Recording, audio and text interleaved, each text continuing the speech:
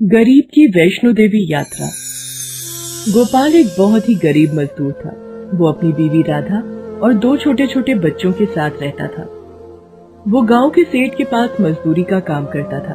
अनाज की बोरियां उठाकर उन्हें गोदामों में रखना और ट्रकों में भरना, यही उसका काम था। इतनी मेहनत करने के बाद भी गोपाल की कमाई बहुत ही कम थी। उसे जितनी मजदूरी मिलती थी उसमें बड़ी मुश्किल से ही उसका और उसके परिवार का गुजर बसर हो पाता था। मैं दिन रात कितनी मेहनत करता हूँ, परंतु बदले में मुझे इतने पैसे भी नहीं मिलते कि मैं अपने परिवार का पेट अच्छे से भर सकूं। हम लोग कितने सालों से वैष्णो देवी की यात्रा करने की सोच रहे हैं, परंतु पैसे बच ही नहीं पाते। कुछ पैसे जोड़ पाऊं तभी माँ वैष्णो देवी के दर्शन को जा सकता हूँ।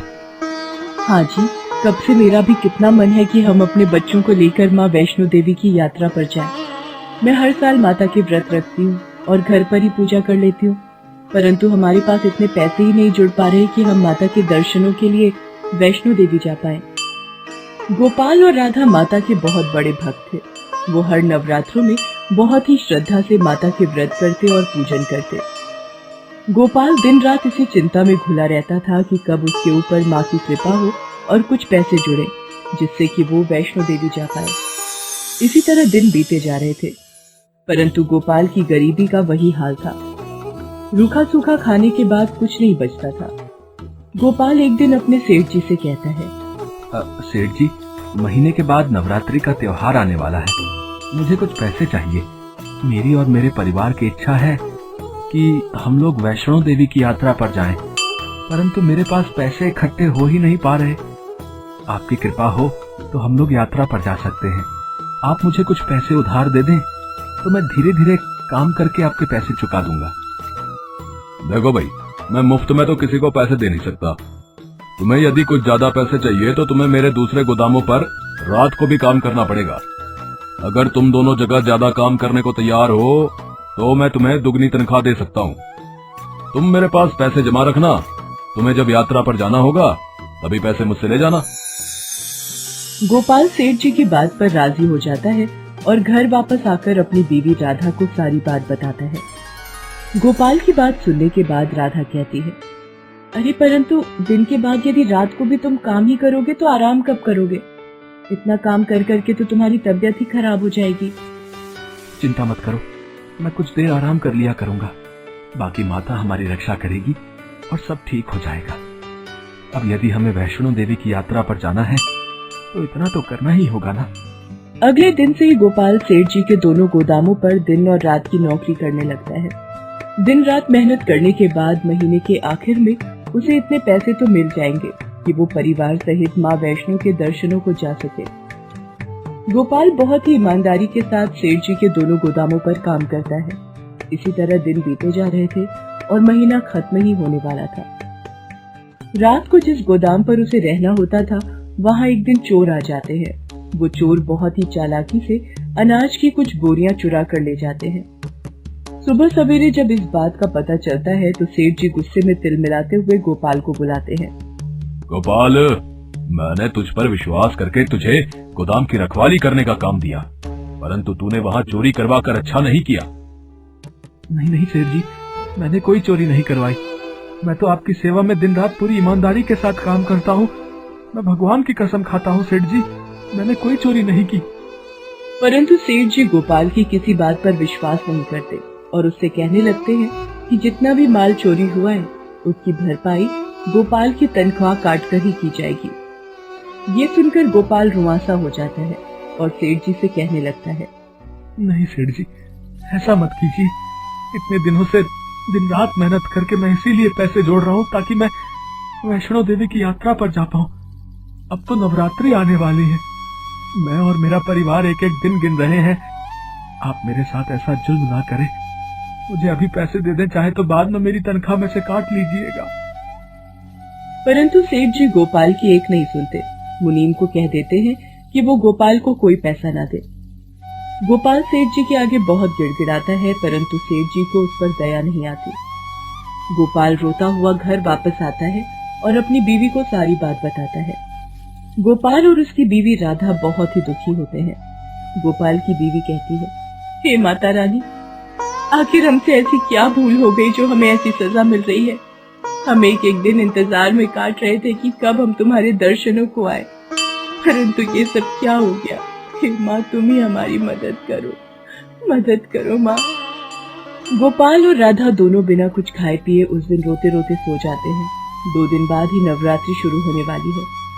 गोपाल और उसकी बीवी बहुत दुखी हैं क्योंकि वो वैष्णो देवी की यात्रा पर नहीं जा पा रहे।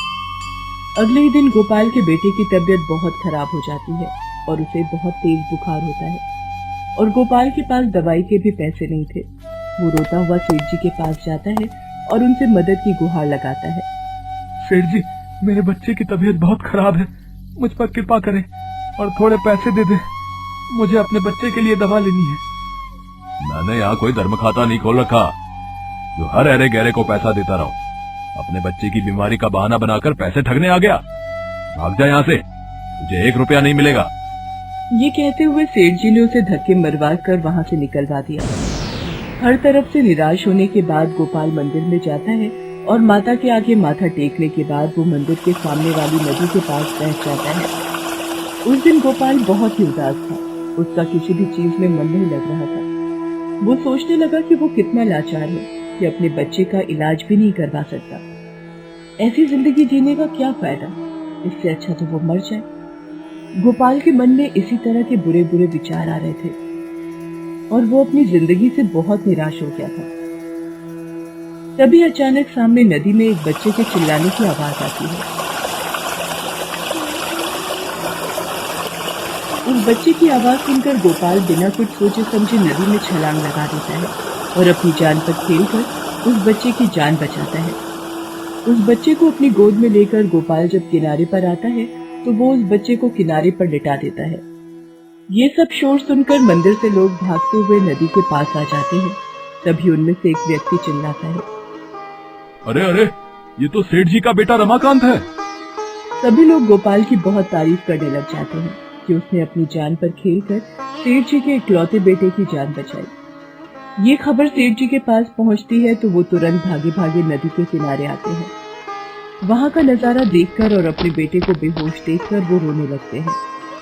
तभी एक व्यक्ति उनको बताता है कि किस तरह गोपाल ने अपनी जान की परवाह न करते हुए उनके बेटे की जान बचाई। यदि गोपाल नदी में कूदकर उसे ना बचाता तो आज सेठ जी का बेटा जिंदा ना होता। सेठ जी बहुत ही शर्मिंदा होते हैं और गोपाल से कहते हैं, गोपाल, मैं किन शब्दों में तुम्हारा शुक्रिया अदा करूं। तुमने मेरे इकलौते बेटे की जान बचाई है, जिसकी कीमत मैं अपनी जान देकर भी नहीं चुका सकता।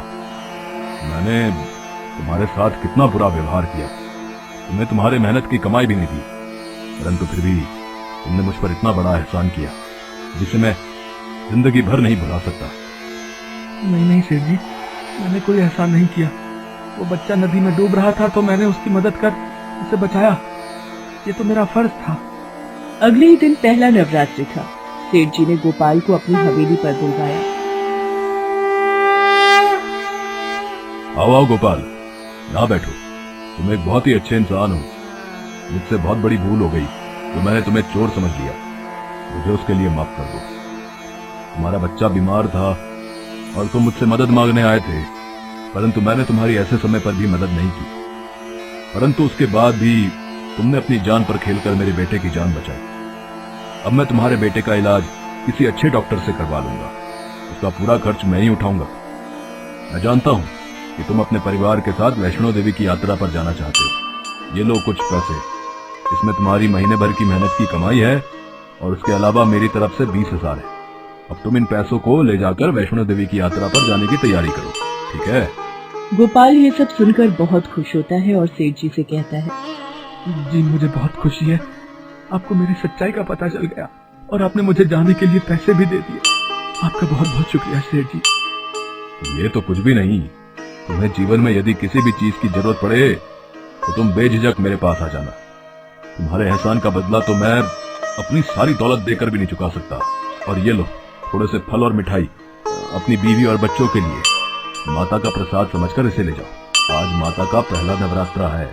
तुम खुशी खुशी अपने घर जाओ और अपनी वैष्णो देवी की यात्रा की तैयारी करो। गोपाल सेठ जी के यहाँ से पैसे और फल व मिठाई लेकर जल्दी जल्दी घर की ओर जाता है। गोपाल घर आकर अपनी बीवी राधा को सारी बात बताता है। राधा और उसके बच्चे ये सब सुनकर बहुत ही खुश होते हैं। बच्चे तो खुशी से नाचने ही लगते हैं कि कल वो सब वैष्णो देवी की यात्रा करने जाएंगे। आखिरकार गोपाल और राधा का पुराना सपना पूरा होने जा रहा है। माता ने अपने सच्चे भक्तों पर कृपा की।